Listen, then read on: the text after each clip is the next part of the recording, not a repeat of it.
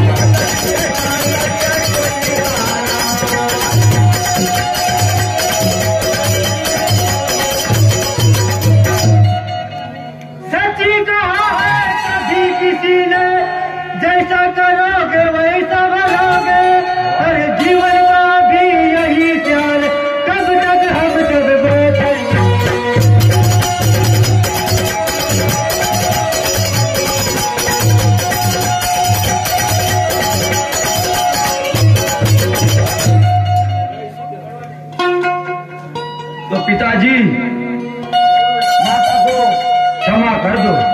ये सब हालत मैं अपने आंखों से नहीं देख सकता। तुम धन्य हो मेरे बेटा, इतना कुछ सह कर मुझको माफ कर दिया। और भगवान तुम्हारा भला करेगा, तुमने मुझको उपकार किया।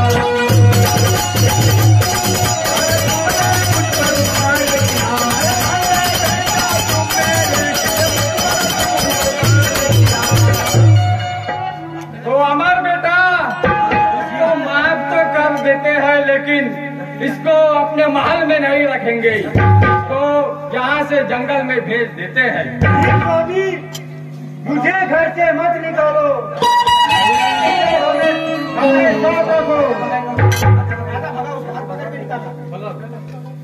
निकल